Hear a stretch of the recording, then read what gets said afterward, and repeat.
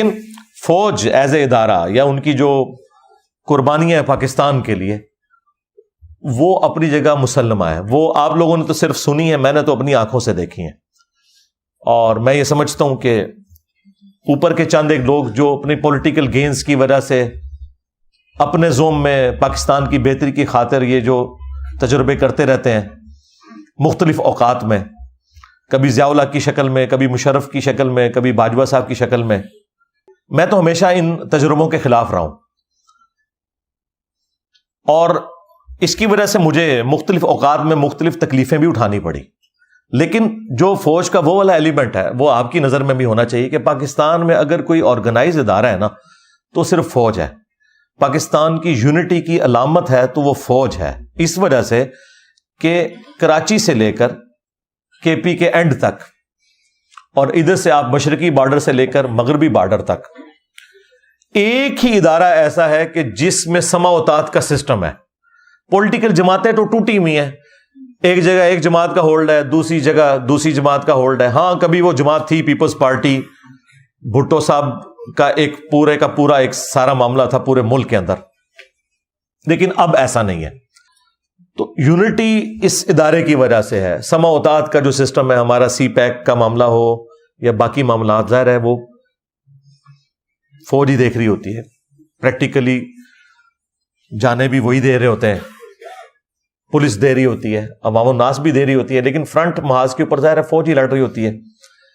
مجھے اس وقت زیادہ احساس ہوا جب میں نے اپنی جاب کے دوران, میں یعنی 2002 میں نے ایک سینسٹیو آرگنائزیشن کے اندر جاب اپنی سٹارٹ کی, نیس کام کے اندر. اس کے اندر ایک این ڈی سی ادارہ تھا, ڈاکٹر سمر مبارک مان صاحب اوور آل ہمارے چیئرمین تھے.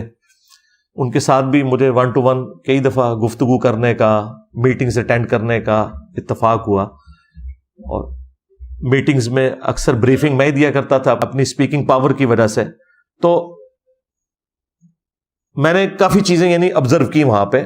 اپنے اداروں کے اعتبار سے تو خیر ہمارے اٹامی انرجی کے جتنے بھی ادارے ہیں عام لوگ تو ان کے بارے میں اچھا گمان رکھتے ہیں اور کسی حد تک درست بھی ہے, لیکن اتنے بھی کوئی دودھ کے دھلے ہوئے نہیں ہیں. یہاں پہ بھی ظاہر ہے جو ایک حرام خوری والا معاملہ ہے وہ یہاں پہ بھی موجود ہے, اس بڑے لیول پہ نہیں لیکن چھوٹے لیول پہ تو ہے. لیکن اوور آل لوگ کمیٹڈ ہیں, اس میں کوئی شک نہیں. میں نے ڈاکٹر سمر مبارک صاحب کے ساتھ یعنی جو وقت گزارا, میں نے جو سب سے بڑی چیز دیکھی, میں نے انہیں کبھی بھی نہیں پایا کہ وہ یعنی اقامت سے پہلے مسجد میں پہلی صف میں نہ ہو, خواہ وہ فجر کی نماز ہو. گرمیوں کی فجر کی نماز میں بھی وہ بندہ آدھا گھنٹہ پہلے مسجد میں پہلی صف میں بیٹھا ہوتا تھا. اس کے بعد پھر عرفان برنی صاحب بنے اور باقی لوگ جتنے ہمارے, ماشاءاللہ مجھے کافی کلوزلی ان لوگوں کو دیکھنے کا موقع ملا. وہیں پر مجھے جو چیز آبزرو ہوئی جو میں کبھی بھی باہر رہ کے نہیں کر سکتا تھا, وہ فوج کا وہ پہلو ہے جو آپ لوگوں کی نظروں سے اوجھل ہے. اور وہ یہ ہے کہ پاکستان کی جتنی بھی یہ سینسٹیو آرگنائزیشن یا ان کی سائٹس ہیں جو پہاڑوں میں بنی ہوئی ہیں, پاکستان کے جو میزائل پروگرام کی سٹوریج, باقی ساری چیزیں ایس پی ڈی کے through, A S F C کے تھرو, یہ ساری سیکیورٹی فوج دیکھتی ہے ہماری ساری سائٹس کی. اور وہ سائٹس کلومیٹرز پہ پہاڑوں میں پھیلی ہوئی ہیں, اور وہ پہاڑ وہ ہیں کہ جہاں پہ صدیوں سے کبھی کوئی آبادی بھی نہیں تھی, اب وہاں سائٹس بنی سیکیورٹی کی وجہ سے. اب ظاہر ہے کہ وہ سائٹس تو بن گئی ہیں لیکن وہ تو اماج گاہ ہیں سانپوں کی, خنزیر وہاں پہ عام پھرتے ہیں, اور اس کے علاوہ بھی کئی ایک موذی قسم کے جانور. سائٹس تو اب بن گئی ہیں, ظاہر ہے وہ شام کے وقت وہ ساری چیزیں وہاں جمع بھی ہو جاتی ہیں. کئی بار ایسا ہوا کہ ہمارے ڈرائیورز یا سیکیورٹی گارڈز کے کمروں سے سانپ بھی نکل آتے تھے. ظاہر ہے پہاڑوں کے اندر ہے, اب کتنی آپ صفائی کر سکتے ہیں, اتنا کچھ مینج کریں. تو مجھے وہاں جا کے احساس ہوا, ورنہ میں یعنی کوئی چونکہ بڑوں کی پکچر میرے سامنے تھی نا, میں تو شروع سے ایک ڈیموکریٹک قسم کا بندہ ہوں, تو مجھے پالیٹکس میں جو فوج کا کردار ہے نا یہ کبھی بھی اچھا نہیں لگا.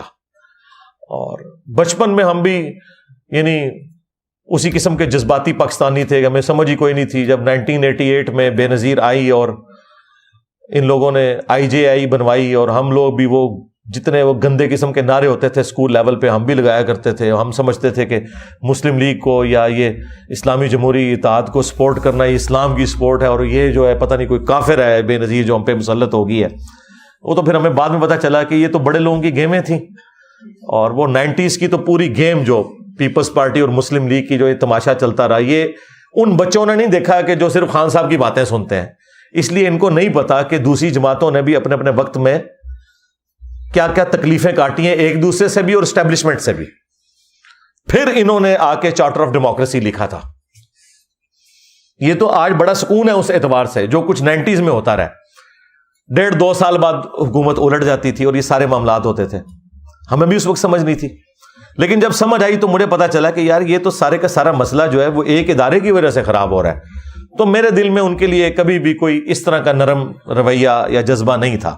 میں آپ کو جاب پہ جانے سے پہلے کی بات کر رہا ہوں، لیکن جب میں نے وہاں یہ والا اسپیکٹ دیکھا، پھر میں نے کہا یار یہ بےچارے تو ان کے آفیسز سے لے کے اسٹاف کے لوگوں تک سر کہہ کے تو ہم سے بات کرتے تھے، پھر ہماری سیکیورٹی کے لیے انہوں نے سب کچھ کرنا اور اتنے اچھے اخلاق سے پیش آنا۔ مجھے پھر وہ والا جب اسپیکٹ سامنے آیا نا، تو پھر میں نے کہا کہ نہیں یار، یہ فرق کرنا چاہیے ہمیں، جس طرح ہمیں پولیٹیکل جماعتوں میں بھی اچھے لوگوں میں اور برے لوگوں میں فرق کرنا چاہیے، مذہبی جماعتوں میں بھی، فرقوں میں بھی، ان کے عقائد میں بھی، کہ سنی کی ساری باتیں غلط نہیں، شیعہ کی ساری باتیں غلط نہیں، جو میں اچھی بات کو سپورٹ کرتا ہوں اور برائی سے آپ نے الگ رہنا ہے۔